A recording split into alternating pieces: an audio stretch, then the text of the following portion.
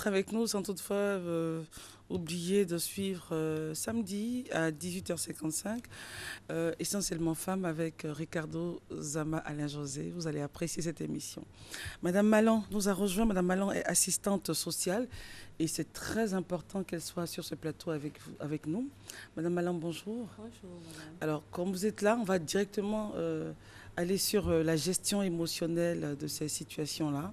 Et puis, en fin d'émission, revenir sur les démos, les attitudes à tenir lorsqu'il y a ces catastrophes-là. Alors, est-ce que c'est pas facile? Ça, vous le savez. Oui. Donc, c'est un travail herculien que vous avez à faire. Mais avant, docteur, vous avez quelque chose à dire?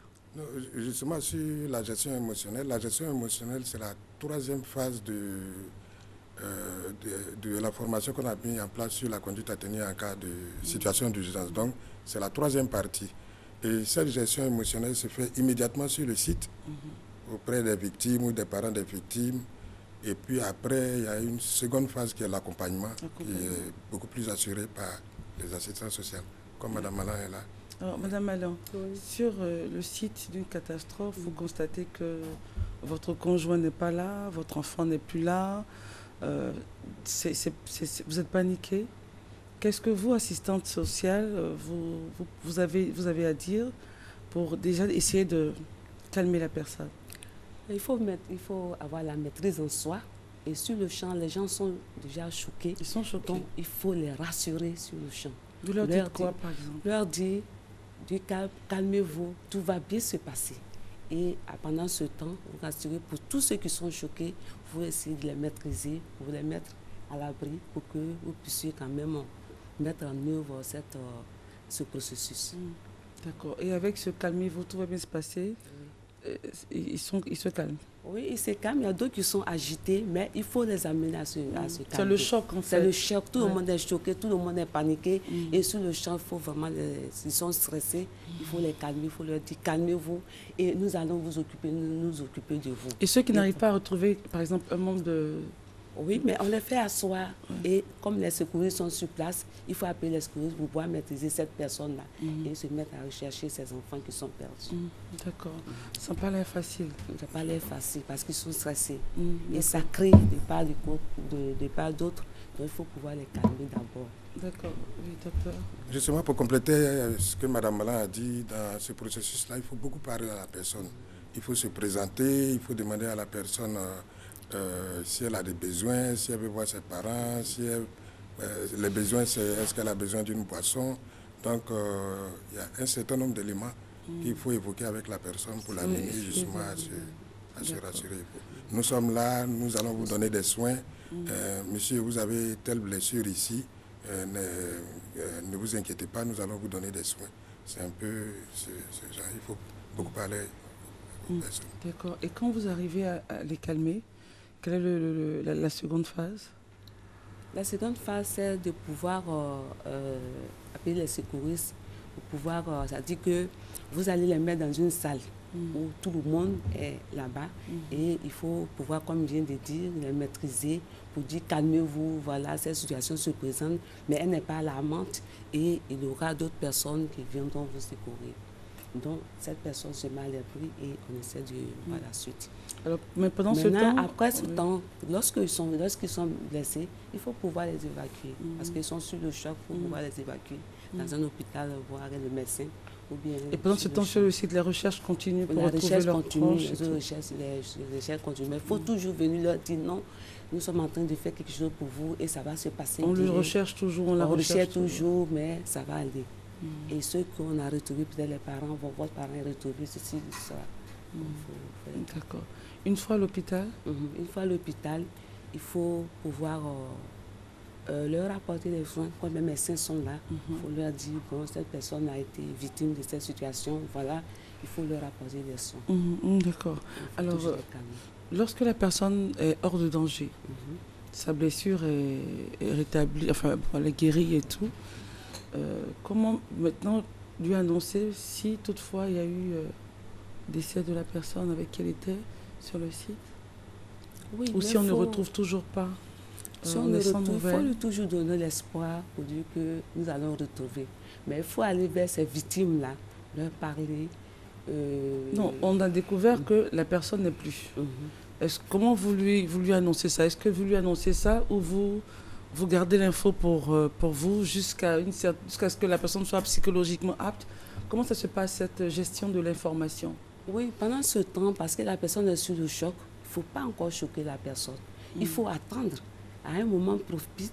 Vous savez qu'aujourd'hui, il y a les réseaux sociaux. Oui, si. Et que ce que vous ne voulez pas dire... Mais ce qui est sûr, c'est que nous ne voulons pas dire, mais elle va apprendre. Mais il faut attendre toujours un moment propice pour pouvoir lui annoncer la nouvelle. Confirmer, vous voulez dire? Confirmer la nouvelle. Docteur? Oui, alors ce qu'on fait aussi, c'est qu'on cherche à connaître les parents des victimes. Et on peut donner l'information aux parents des victimes qui, rapidement après, peuvent donner l'information à la personne. À la personne. D'accord. Mais je veux dire, vous devez réagir plus vite que les réseaux sociaux.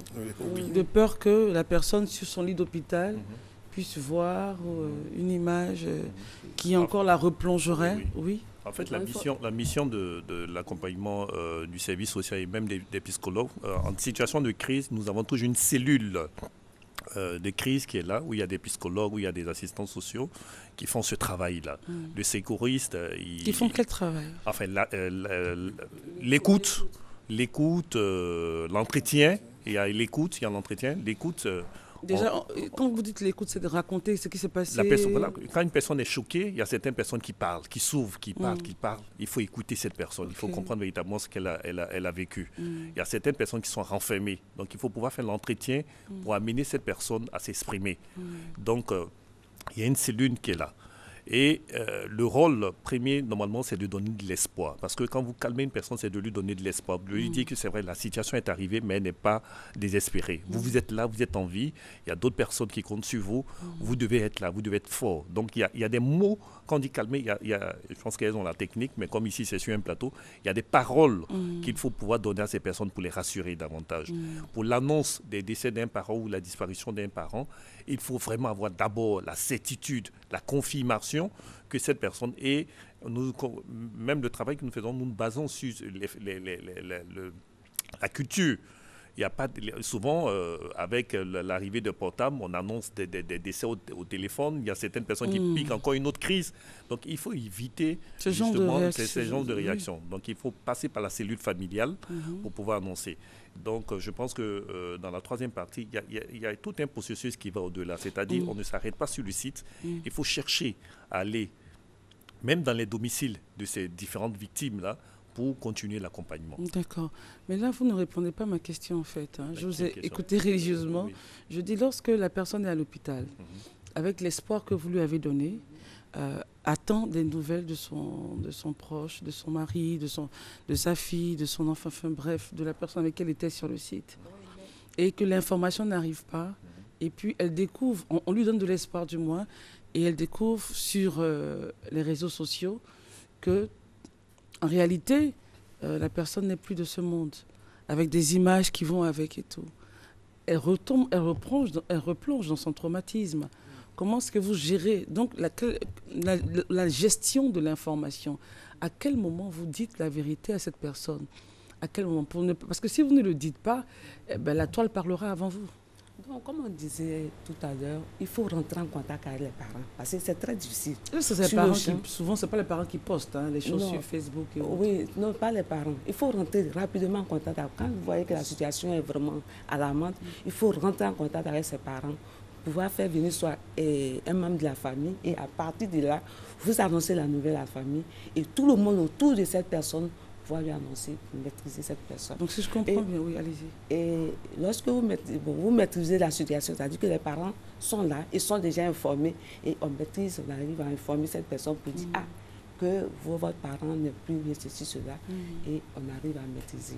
Mais bien vrai, c'est difficile de supporter, mais on n'a pas le choix. C'est clair. Et c'est difficile justement de voir des images auxquelles on ne s'y attend pas. C'est clair, hein? C'est difficile de voir des images auxquelles on ne s'y attend pas. On est bien couché à l'hôpital, on est rassuré et tout. Et puis, brutalement, on vous envoie un texto, regardez telle image. Donc, du coup, tout le travail qui a été fait en amont, de rassurer, d'accompagner, s'effrite un peu. Oui, parce que, Il faut gérer maintenant cette nouvelle crise. Il faut dire que, comme il disait tout à l'heure, il faut faire l'écoute active. La personne va dire, voilà, j'ai cette situation, mais vous dites à cette personne, oui, mais vous êtes en vie. Vous êtes en vie. Même si la personne a découvert, il faut ramener la personne sur la vie qu'elle a. Il faut donner l'espoir de vivre. Parce que vous êtes en vie, les autres sont morts, mais vous êtes en vie. Vous avez vos enfants à élever. Il faut lui donner tous ses espoirs pour qu'elle puisse se remettre. Parce qu'en pareille situation, il y a la gestion aussi de la rumeur. Une image, c'est vrai, mais est-ce qu'on a vraiment la certitude? Parce qu'il y a certaines personnes qui ont été déclarées.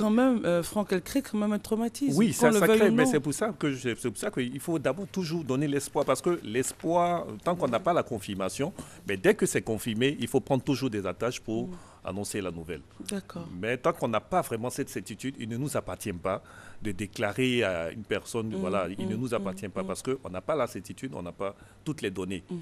Ça encore, vous voyez, ça peut créer, il faut avoir vraiment cette certitude-là d'abord avant de pouvoir faire l'annonce. D'accord. Alors on va faire une pause avec vous, recevoir d'autres invités et se retrouver en fin d'émission pour la démo.